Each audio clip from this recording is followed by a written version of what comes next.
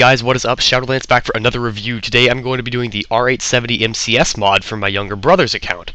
This is the Zane account. He's allowing me to use it to do this because he bought this for permanent when it was around, and honestly, I like this shotgun, but I have mixed feelings. It has a very slow fire rate. It's very much unlike the Maxes, although the fire rate is a little bit higher than the average shotgun. I'm going to be comparing this to both the Maxes and the MCS, the regular NX variant. So if I quickly open up the MCS in this section, I'm going to go ahead and go off the stats with this regular shotgun first. We're looking at a damage of 80, so very high, very solid 2-shot kill. And the good thing about this shotgun is it has a pretty good damage drop-off. It's not the best in the game, but it's pretty decent. And not to mention, I think this is one of the most badass-looking shotguns in the game. So, I mean, just in general, it looks cool and performs well as far as damage. Portability of 67 is just kind of average. It's not super special. Rate of fire of 17 is a little bit above average, but it's not super high. It's not anything like the Maxes. And it has a recoil of 60, which is, once again, relatively average. However, as many of you noticed, the R870 MCS mod and the Maxes both have that HDS for reflex sight. One of the only shotguns in the game, if not the only 2 shotguns to have a scope. I don't know if there's any others that have scopes. I don't think there are. We're looking at an ammo capacity 8 of 24, so you're looking at the increased ammo capacity from the basic GP R870. So that's very, very nice. I do believe it has like a 6 or a 7, and this has an 8, so yeah. Actually, I'm also going to compare this to the Boneyard shotgun, which is the upgraded variant of the R870. That may seem strange, but yeah. So quickly comparing it to the Maxes has 83 damage and a 9 of 36 ammo capacity, so you're looking at an extra 3 points of damage per pellet, which is a huge increase, and also the ammo capacity goes up by 1. The rate of fire is a whopping 30. That's a 13-point increase. That's like really fast. Like, most semi-automatic snipers don't fire quite that fast. I mean, some do, but not all of them. And the recoil is decreased to 59. The portability is 70 compared to the mod 67, so you're also seeing a 3-point increase in portability. Compared to the regular R870 MCS NX variant, let me quickly scroll this over. For some reason, it's being stupid. Let's just do that. There we go. We're looking at the same damage of 80, the same portability of 67. Actually, all the stats are exactly the same from what I'm seeing here, except that the ammo capacity is only 7 of 28 on the R870 MCS. So it looks like we're actually just seeing a different allocation of bullets. We're not seeing an actual increase. Actually, you technically, from what I see... No, I take that back. It's the same ammo capacity, my bad. Same total amount of ammo, but it's allocated so you can have more shots per, if you want to call it a magazine, I guess you could say that. But, to be honest, I like both of the guns. They're fun to use. The reflex scope is relatively useless, but it does tighten the spread a tiny amount, so, I mean, from what I can tell, at least it tightens it a little bit, so it makes it a little more usable. Comparing it to the Boneyard shotgun, the Boneyard shotgun has a damage of 84, so a bit higher, especially since it's 4 points per pellet. That's quite a bit higher. That's higher than the Max's shotgun. The portability of 63 is 4 points lower than the R870 MCS's mod. I'm just going to call it the MCS mod from now on. It's easier. It is obviously the 4 points higher on the mod.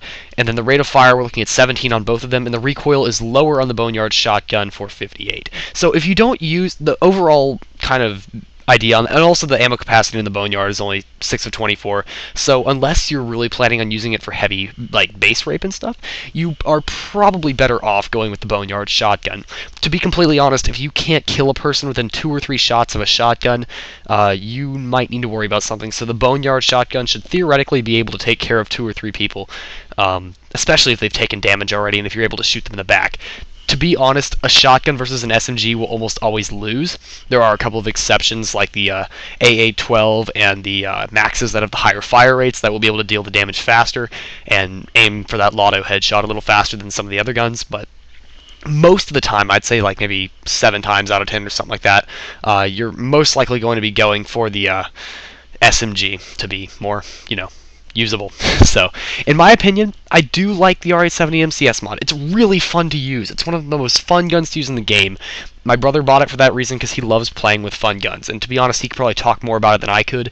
He's used it quite a bit. But, once again, I just find it fun to use. It's nothing more past that. It's not a gun I would ever consider for competitive gameplay. I would take the Boneyard shotgun over at first because of the higher damage and the lower recoil. That's more important for a shotgun in my opinion. The ammo capacity, although it obviously is the 2 shots lower, I feel like the damage makes up for it. 4 more points of damage per pellet is more important.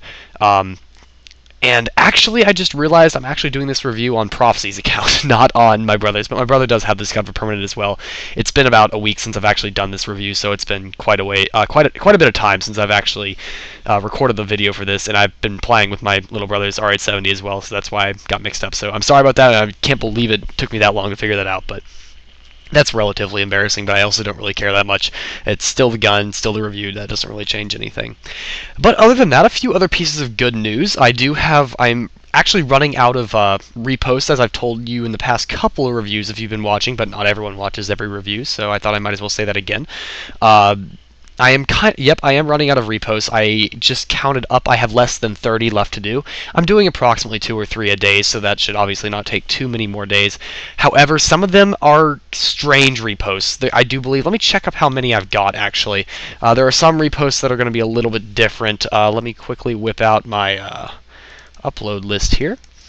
So there are some that I'm going to be simply redoing the audio about because I don't have access to the gun anymore. I did the original gameplay at a time when I had access to the gun, and I no longer have access to the gun, or I don't feel like redoing it because it was a gun I either hated or don't feel the need to update the video because it's not outdated. Those reviews include the M92F SE, which I hated. If you guys watched that review, it's actually almost comical how much I hate that gun. The Dragoon, the Holotype 89, the MP5 Mod Mark II, which honestly I would love to redo, but I don't have the visuals, the audio for it, and the visuals and the chance to use the weapon, so yeah. The M200 Gile, the SG556, the regular AN94, because as you know I forged mine. The TPG Master, which I sold back because I don't use it anymore, and I wasn't thinking at the time because I was like being derpy. But then there's the Dragunov Black, which I just don't feel like redoing. The G23 Chrome, which I wish I had but don't have anymore.